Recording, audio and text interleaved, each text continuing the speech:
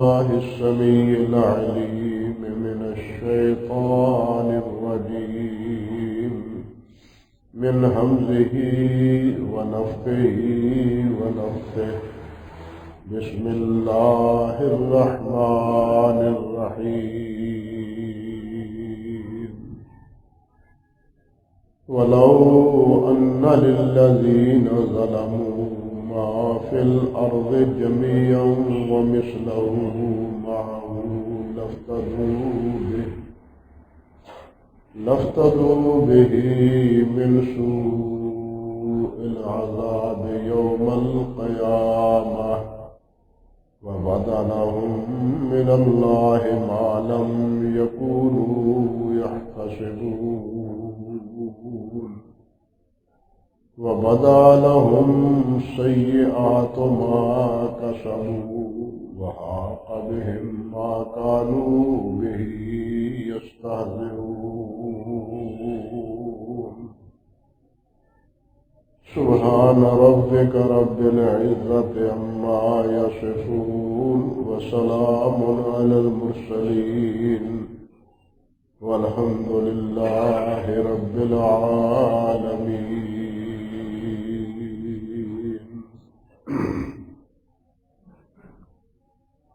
محترم معزز سامعین کرام،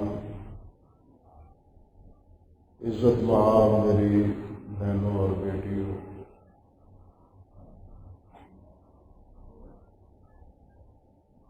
یہ جو دو آیات مبارکہ سورۃ الزمر کی میں نے خطبے کے دوران تلاوت کی ہے،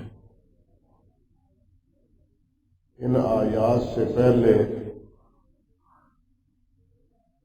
اللہ سبحانہ و تعالی نے اپنے حبیب سید کائنات حضرت محمد رسول اللہ صلی اللہ علیہ وسلم سے یہ بات ارشاد فرمائی ہے کہ اے میرے نبی، آپ یوں کہیں کہ اللہم فاطر السماوات والارض عالم الغیب والشہادہ انت تحکم بین عبادک فیما کانوا فیہ یختلفون، کہ اے زمین و آسمان کے بنانے والے، اے غیب اور موجود ہر چیز سے آگاہ اور واقف، آپ ہی اپنے بندوں کے درمیان فیصلہ فرمائیں گے جس بارے میں وہ اختلاف کرتے ہیں۔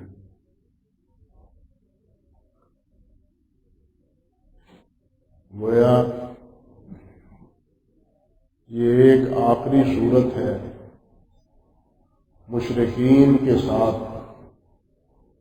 بات کو ختم کرنے کی، بات کو مٹانے کی۔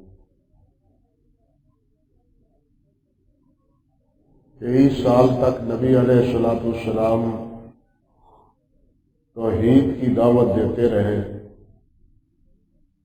کہ ایک اللہ وحدہ لا شریک کی عبادت کرو اور اللہ رب العزت کی نافرمانی اور معصیت سے گریز کرو، مگر انہوں نے ہر صورت آپ کی دعوت کا انکار کیا۔ انکار ہی نہیں کیا بلکہ ہر قسم کا ظلم و ستم نبی علیہ السلام اور آپ کے رفقاء اور ساتھی آپ پر ایمان لانے والوں پر انہوں نے روا رکھا، حتیٰ کہ نبی علیہ السلام کو اپنا محبوب شہر مکہ مکرمہ چھوڑنے پر مجبور کر دیا گیا۔ ان حالات میں اللہ سبحانہ و تعالی نے اپنے پیارے پیغمبر سے فرمایا ہے کہ یہ کسی بات کو تسلیم کرنے اور ماننے کے لیے تیار نہیں ہے۔ آپ اس طرح کریں کہ یہ دعا کریں کہ یا اللہ تو ہی ہمارے اور ان کے درمیان فیصلہ کرنے والا ہے، حق پر کون ہے، باطل پر کون ہے، اللہ کے ہاں پسندیدہ کون ہے اور اللہ کے ہاں مردود کون ہے؟ اب اس کا مولا کریم آپ ہی فیصلہ کریں گے، میری تو کوئی بات ماننے کے لیے تیار نہیں۔ یہ دعا بتلانے کے بعد ان آیات میں اللہ سبحانہ و تعالی نے فیصلہ سنا دیا تاکہ کسی اندھیرے میں یہ لوگ نہ رہیں، کسی غلط فہمی کا شکار نہ ہو کہ جیسے وہ کہتے تھے اور سمجھتے تھے کہ اللہ تعالیٰ نے ہمیں ہر نعمت سے نواز رکھا ہے، اولاد ہمیں دی ہے، مال ہمیں دیا ہے، نانو اکثر و اموالوں و اولادا و ما کنا، اور ساتھ یہ کہ ہمیں عذاب نہیں دیا جائے گا۔ اللہ ہم پر راضی ہے، تدے اللہ تعالیٰ نے یہ انعامات ہم پر اور یہ نوازشیں ہم پر کر رکھی۔ اللہ اکبر کبیر۔ اللہ سبحانہ و تعالیٰ نے فرمایا ہے کہ نہیں، یہ اس غلط فہمی میں نہ رہیں۔ وَلَوْ أَنَّ لِلَّذِينَ ظَلَمُوا مَا فِي الْأَرْضِ جَمِيعًا، اور اگر ظالموں کے پاس وہ سب کچھ مال و متاع ہو جو زمین میں، زمین کے سارے خزانے اگر ان ظالموں کے پاس ہوں، بلکہ وہ مثلہ معاہ، بلکہ جتنے زمینوں میں خزانے ہیں اسی کے مثل اور بھی ہوں، ڈبل اس سے مال و متاع ان کے پاس ہو، سونا ہو، چاندی ہو، درہم و دینار ہو، اور باقی ہر قسم کی آسائش اور ہر قسم کی آرام کی اشیاء جو ان کو مہیا ہیں، ان سے بھی ڈبل ان کے پاس آ جائے۔ اللہ اکبر۔ لفتدوا بہ من سوء العذاب، تو یہ ظالم اس برے عذاب سے بچنے کے لیے اسے فدیے کے طور پر دے کہ یا اللہ یہ مال و متاع لے لے، ہمیں چھوڑ دے، ہماری بخشش فرما دے۔ اللہ سبحانہ و تعالیٰ فرماتے ہیں وَبَدَلَهُم مِّنَ اللَّهِ مَا لَمْ يَكُونُوا يَحْتَسِبُونَ، اور ان کے لیے ظاہر ہو جائے گا اللہ کی طرف سے جس کا وہ گمان بھی نہیں کرتے تھے، انہیں تصور بھی نہیں تھا کہ ہمیں اس قسم کا عذاب پہنچنے والا ہے۔ ان کے تصورات کے بالکل برعکس ایسے ایسے عذاب میں انہیں دھر لیا جائے گا کہ جن کا وہم و خیال بھی ان کو نہیں تھا۔ فرمایا وَبَدَا لَهُمْ سَيِّئَاتُ مَا كَسَبُوا، اور جو کچھ انہوں نے کمایا، جو کچھ انہوں نے کیا، وہ سب کچھ ان کے سامنے نمایاں ہو جائے گا، کوئی چیز پوشیدہ اور کوئی چیز چھپی ہوئی نہیں ہوگی۔ جس طرح فرمایا مَن يَعْمَلْ مِثْقَالَ ذَرَّةٍ خَيْرًا يَرَهُ وَمَن يَعْمَلْ مِثْقَالَ ذَرَّةٍ شَرًّا يَرَهُ، اگر نیکی ذرہ کے برابر ہوگی تو وہ بھی نمایاں ہو جائے گی، اور اگر برائی ذرہ کے برابر ہوگی تو وہ بھی نمایاں ہو جائے گی۔ اپنا نامہ اعمال اپنے ہاتھ میں لے کے ہر چیز کو دیکھ رہے ہوں گے کہ ہم نے دنیا میں کیسے گزارا ہے، وقت کیسے گزارا ہے، اور دنیا میں کیا کیا کرتے رہے۔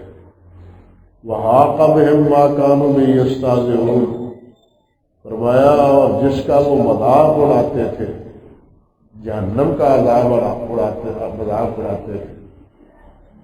اللہ کے یہ کہتے تھے کہ قیامت تو جب آئے گی، عذاب تو جب آئے گا سو آئے گا، وہ دنیا میں ہی ہمارے پاس آ جائے، اس کا کچھ حصہ ہمیں ابھی پہنچ جائے۔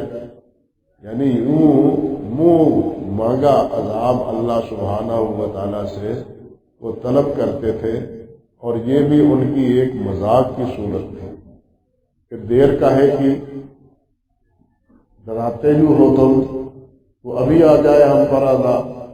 اللہ سبحانہ و تعالیٰ فرماتے ہیں وحاق بهم ما كانوا به يستهزئون کہ وہ جس کا مذاق اڑاتے تھے وہ عذاب ان کو گھیرے لے لے، اس سے بچ نہیں سکے، نکل نہیں سکیں گے اس عذاب سے۔ اللہ اکبر کبیرہ۔ یہاں وَلَوْ أَنَّ لِلَّذِينَ ظَلَمُوا سے مراد اگرچہ مشرکین مراد ہے، کیونکہ وہی اول مخاطب ہے، وہی اولین مخاطب ہے پہلی آیات کے تناظر میں، کیونکہ ان الشرک لظلم عظیم، سب سے بڑا ظلم وہ شرک ہے۔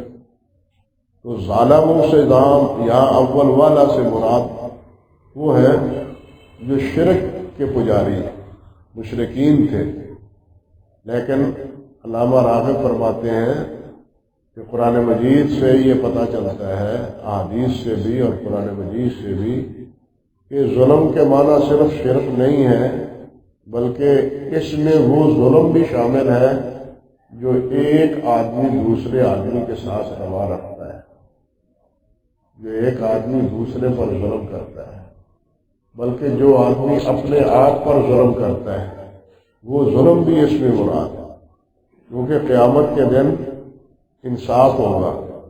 اگر کسی نے کسی پر ظلم کیا ہوگا تو اس کا بدلہ چکانا پڑے گا، قیامت کے دن اس کا بدلہ دینا پڑے گا۔ اسی لیے نبی مکرم صلی اللہ علیہ وسلم نے ارشاد فرمایا ہے کہ لوگوں، دنیا میں جو کچھ کسی کا لینا دینا ہے وہ یہیں دنیا میں لے دے لے، قیامت میں تو کوئی مال متاع ہوگا نہیں، قیامت میں کوئی مال و متاع نہیں ہوگا۔ اس لیے جو زیادتی، جو ظلم کسی نے کسی کے اوپر کیا ہے وہ دنیا میں ہی اس کے معاملات چکا لے، آخرت میں پھر نہ مال ہے، نہ کوئی سفارشی ہے، نہ ہی اس کا بوجھ کوئی اٹھانے والا ہے، اس کو پھر آپ ہی اپنا تمام بوجھ اٹھانا پڑے گا، اور اس کی جو مظلوم ہوگا اس کو راضی کرنے کے لیے اس کی نیکیاں بھی اس کو دے دی جائے گی۔ حدیث میں آتا ہے نا، کئی بار سنایا ہے آپ کو یہ حدیث، کہ آپ نے فرمایا کہ تم جانتے ہو کہ میری امت کا مخلص کون ہے؟ صحابہ کرام رضوان اللہ علیہ مجمعین نے عرض کیا، مفلس تو ہم اس کو سمجھتے ہیں جس کے پاس کوئی مال و متاع نہ ہو، درہم و دینار نہ ہو، اور کوئی اس کو جان پہچان نہ کرنے والا ہو، نہ اس کی کوئی عزت کرنے والا ہو۔ فرمایا نہیں، میری امت کا مظلوم یہ نہیں ہے، میری امت کا مسکین اور مظلوم یہ نہیں ہے، بلکہ میری امت کا مسکین وہ ہے جو قیامت کے دن نمازیں لے کے آئے گا، حج لے کے آئے گا، زکوٰۃ لے کے آئے گا، روزے لے کے آئے گا، ذکر و اذکار لے کے آئے گا، لیکن کسی کو ستایا، کسی کی غیبت کی، کسی پر بہتان تراشی کی، کسی کو مارا، تو قیامت کے دن یہ سارے مظلوم اللہ رب العزت کے ہاں فریاد کریں گے کہ یا اللہ فلاں نے ہم پر ظلم کیا ہے، وہ ہمیں بدلہ دلوا دیجیے۔ چنانچہ وہ جتنے مظلوم ہیں ان کو اللہ سبحانہ و تعالی راضی کرے گا۔ کیسے راضی کرے گا؟ پہلے تو یہ کہ انہیں کہا جائے گا کہ تم اس کی اتنی نیکیاں لے لو اور اس کو معاف کر دو، اتنی نیکیاں لے لو اور اس کو معاف کر دو۔ جب اس کی ساری نیکیاں ختم ہو جائیں گی اور مظلوم ابھی باقی ہوں گے تو پھر اللہ تعالیٰ فرمائیں گے کہ ان کے گناہ وہ اس کے ساتھ ڈال دو، اس کو جہنم میں ڈال دو۔ یہ ہے میری امت کا مسکین جس کو قیامت کے دن جو خالی ہاتھ نہیں بلکہ بھرے ہوئے اعمال کے ساتھ آیا تھا، لیکن اب خالی ہاتھ جہنم میں جا رہا ہے۔ اس لیے فرماتے ہیں کہ ظالموں سے مراد یہاں وہ ظالم بھی ہیں جو ایک دوسرے پر ظلم کرتے ہیں، ایک دوسرے کی کو گالی دینا۔ آج تو ہم کسی کو گالی دینا، کسی کو مارنا اپنی دھوس اور دھاندلی سمجھتے ہیں، چدراہٹ سمجھتے ہیں، آج تو یہ سمجھتے ہیں کسی کو کی غیبت کرنا، سمجھتے ہیں گویا کہ ہمارا یہ استحقاق ہے، معاذ اللہ ثم استغفر اللہ، لیکن قیامت کے دن اس ظلم و ستم کا پتہ چلے گا کہ اس کا انجام اور اس کا بدلہ کیا ہے۔ اللہ تعالیٰ معاف فرمائے۔ اسی لیے میرے بھائیوں، کسی کا لینا دینا ہو، آج کل ہمارے ہاں بڑی دلیری سے کسی کا قرضہ دینا ہو یا کسی کے پیسے دینے ہوں تو بعض لوگ وہ بھی ہیں جو کہتے ہیں کہ قیامت کے دن لے لینا۔ مجھے آپ بتلائیں کہ قیامت کو ہم نے کیا سمجھا ہے، قیامت پر ہمارا کیا ایمان ہے؟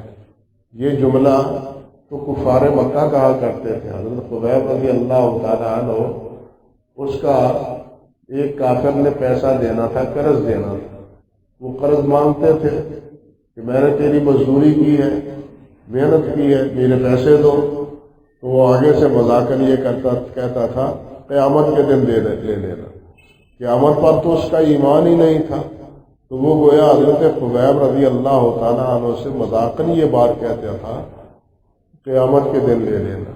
لیکن ہم مسلمانوں کا تو قیامت پر ایمان بھی ہے، لیکن پھر بھی بڑی دلیری اور حوصلے سے کہہ دیتے ہیں کہ قیامت میں لے لینا۔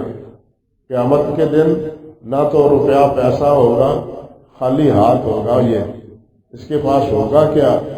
بلکہ اللہ سبحانہ و تعالیٰ نے یہاں یہ فرمایا ہے کہ اگر قیامت میں جو بری حالت ہوگی، جہنم میں تو جو ہوگا، میدان معاشر میں یہ کیفیت ہوگی، اللہ معاف فرمائے کہ بعض وہ ہوں گے جو اپنے پسینے میں ٹخنوں تک، بعض وہ جو اپنے پسینے میں گھٹنوں تک، بعض وہ جو اپنے پسینے میں کمروں تک، اور بعض وہ جو اپنے پسینے میں ایسے جیسے منہ میں لگام دی ہوئی ہے، اس طرح پسینے میں شرابور ہوں گے اپنے ہی پسینے میں۔ یہ تو میدان معاشر کی بات ہے، جبکہ سورج بالکل سوا نیزے پر ہوگا اور یہ زمین تانبے کی طرح تپ کے بالکل سرخ ہو چکی ہوگی۔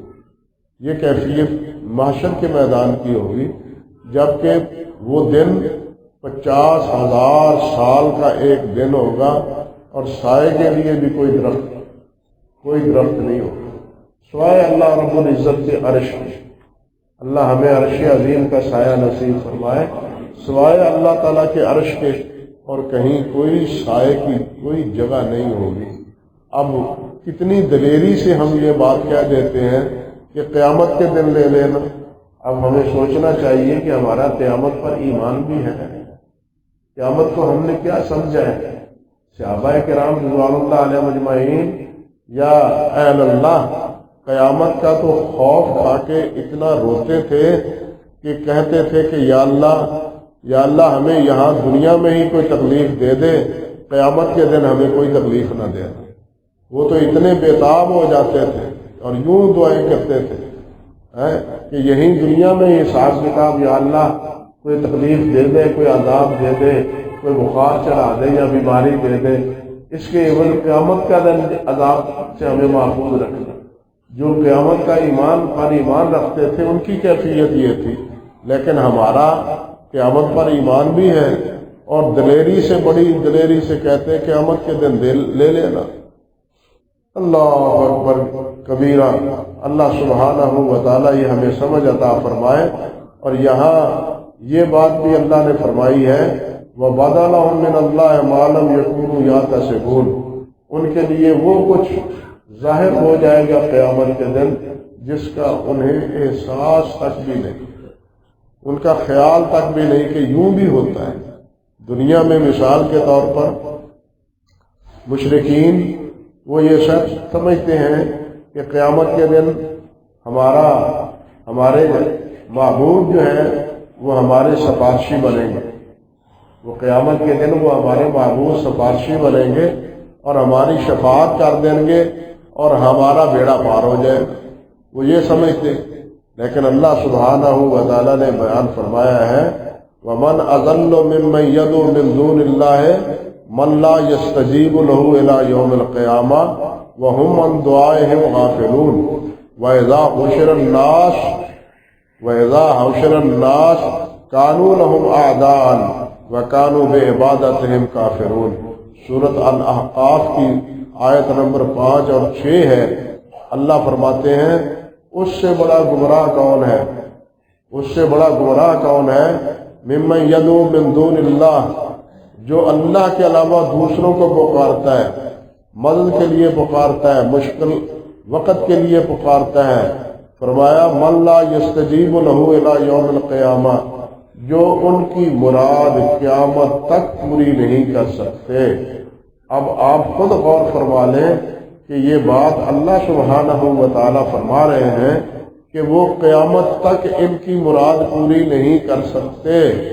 من لا یستجیب لہ الی یوم القیامہ، لیکن ہم مسلمانوں میں بعض وہ بھی ہیں، وہ معاذ اللہ ثم استغفر اللہ یہاں تک گئے گزرے ہیں، وہ کہتے ہیں کہ جی اللہ رب اور یہ بات میں اپنی طرف سے نہیں بلکہ علامہ آلوسی نے روح المعانی میں ذکر کی ہے کہ میں نے بعض لوگوں سے یہ بات سنی ہے کہ وہ لوگ کہتے ہیں کہ جی اللہ تعالیٰ کو پکاریں تو اللہ تعالیٰ کو پکارنے سے تو مراد جلدی بر نہیں آتی، لیکن جب ہم ان بزرگوں کو پکارتے ہیں تو ہماری مراد جلدی پوری ہو جاتی ہے۔ وہ کہتے ہیں ان بزرگوں سے جلدی مراد پوری ہو جاتی ہے، لیکن اللہ تعالیٰ کیا فرماتے ہیں؟ اللہ فرماتے ہیں وہ قیامت تک اس کا جواب ہی نہیں دیتے۔ اب کون جواب دیتے ہیں؟ ان کی امیدیں کون بر لاتا ہے؟ ان کے مقاصد کون حل کر دیتا ہے؟ اللہ تو نہیں کرتا۔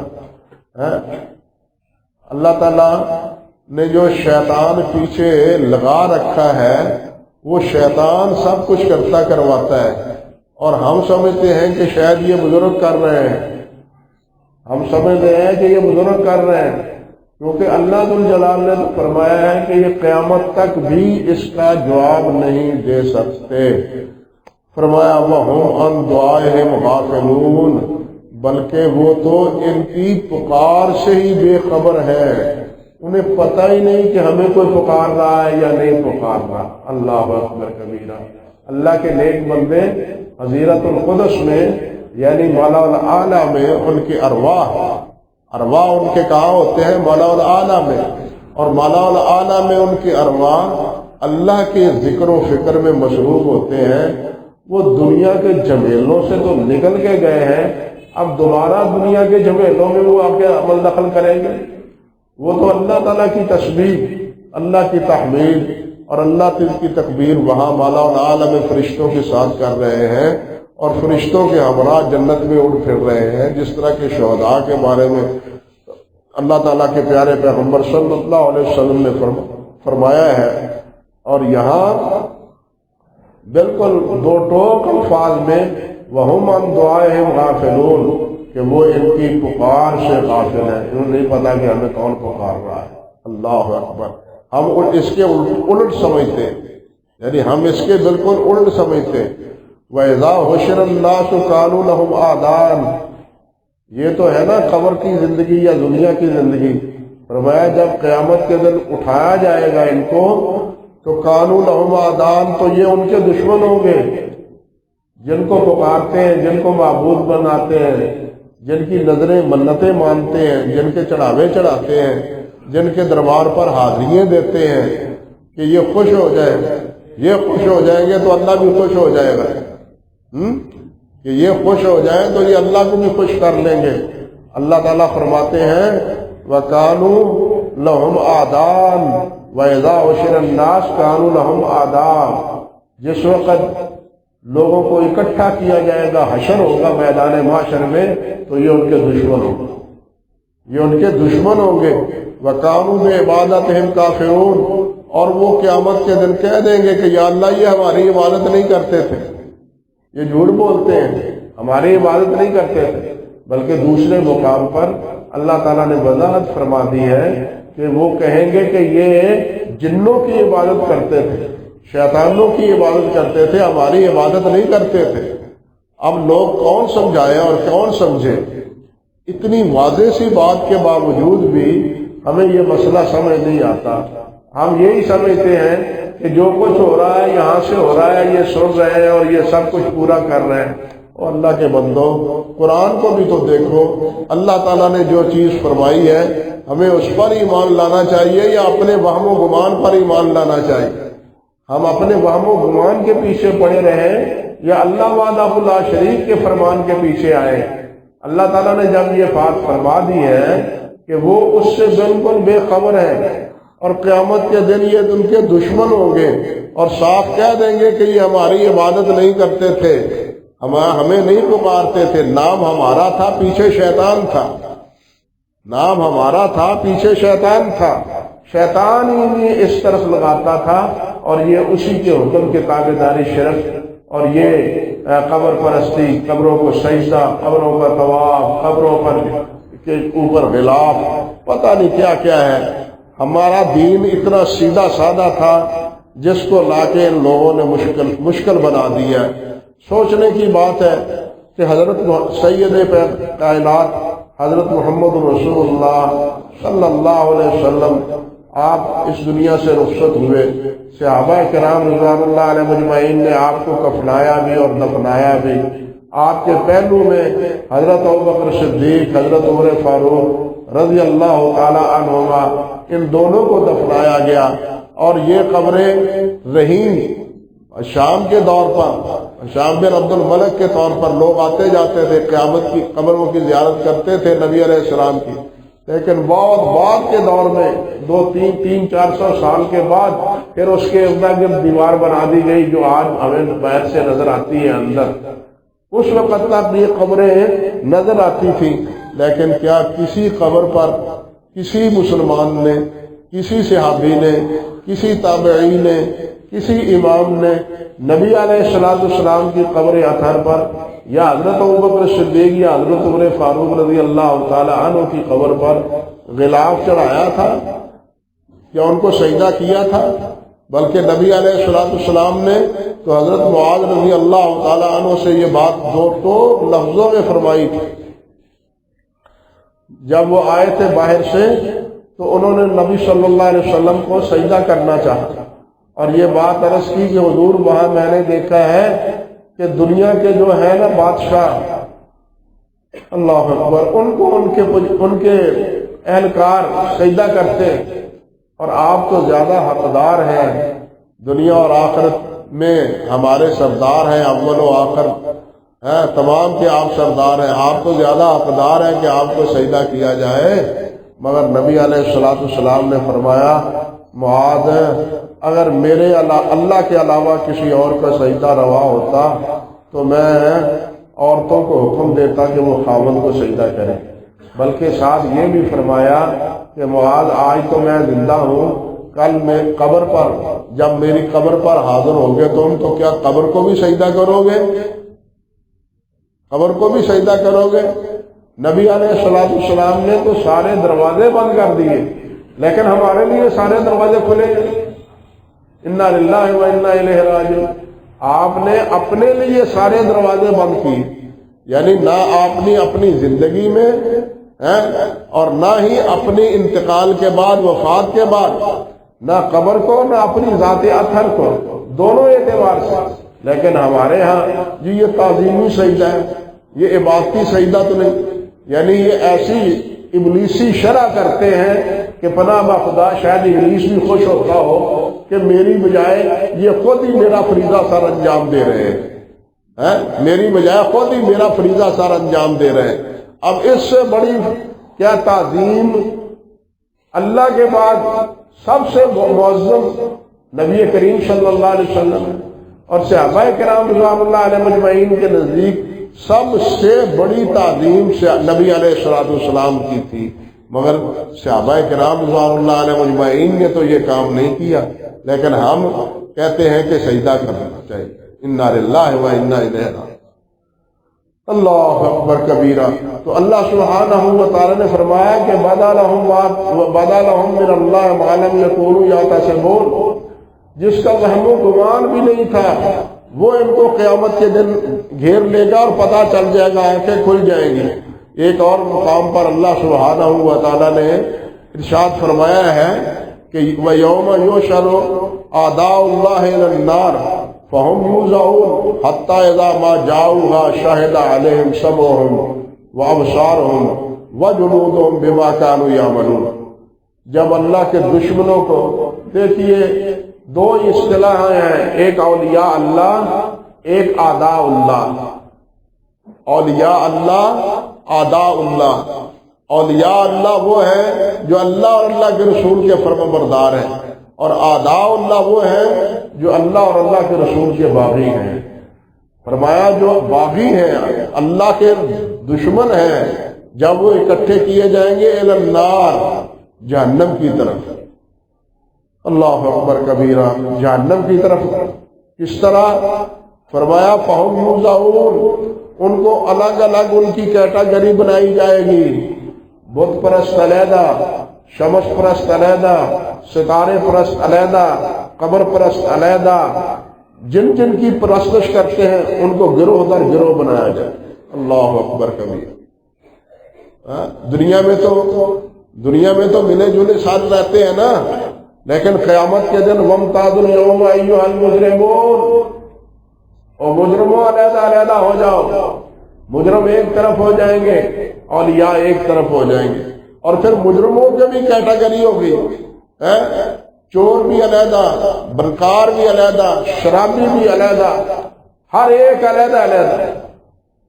پتہ چل جائے گا کہ کیا کرتے رہے۔ انا للہ و انا الیہ، اللہ اس رسوائی سے بچائے۔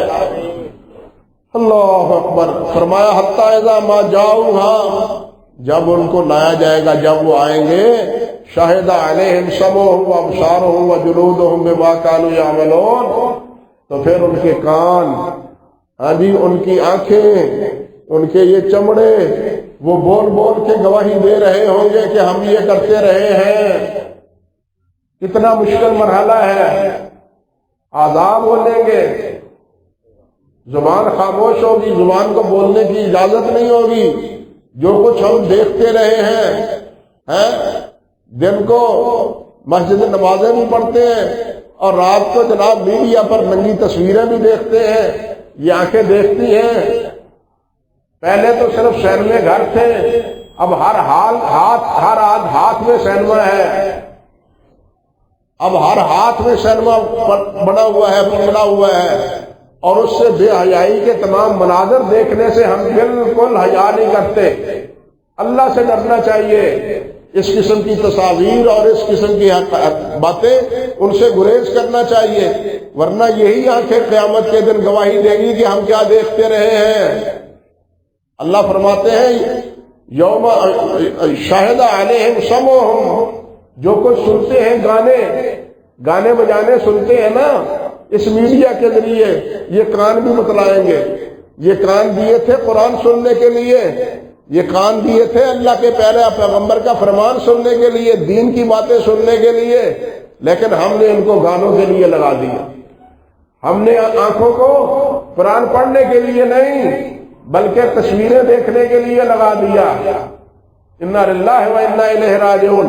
فرمایا وجلودہم، اور ان کی چمڑے بھی، فرمایا بما کانوا یعملون، وقالوا لجلودہم لما شہدتم علینا، یہ کہیں گے تم کیوں گواہی دے رہے ہو، کیوں مجھے ذلیل کر رہے ہو، کیا ہو گیا تمہیں؟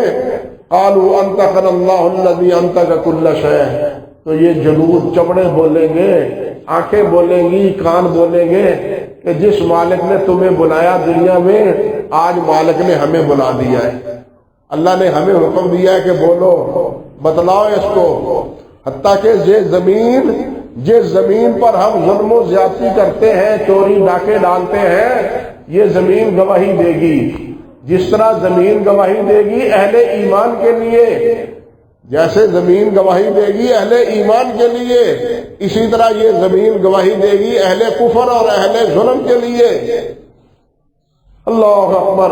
وَهُوَ خَلَقَكُمْ أَوَّلَ مَرَّةٍ وَإِلَيْهِ تُرْجَعُونَ، اس مالک نے تمہیں پہلی بار پیدا کیا اور اسی کی طرف لوٹ کے جانا ہے۔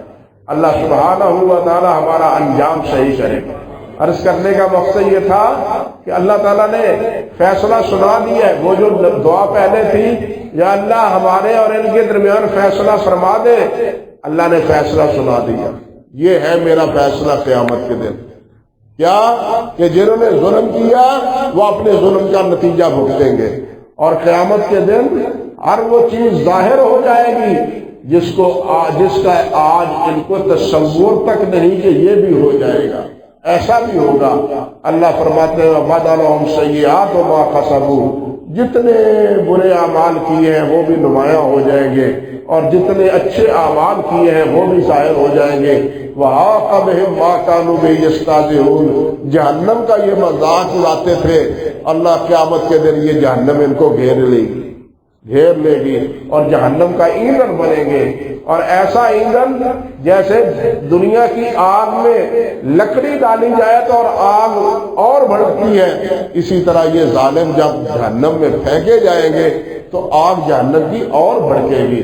اللہ سبحانہ و تعالیٰ اس برے انجام سے ہمیں محفوظ رکھے، اللہ تعالیٰ ہمیں نیکی کی توفیق دے، اب اللہ تعالیٰ ہمیں ظلم و ستم سے بچائے، اپنے آپ پر ظلم کرنا، دوسرے اوپر ظلم کرنا، اور اللہ کے حق میں ظلم کرنا، شرک کرنا، ان تمام ظلم و جہول سے اللہ سبحانہ و تعالیٰ ہمیں محفوظ رکھے۔ وآخر دعوانا ان الحمد للہ رب العالمین۔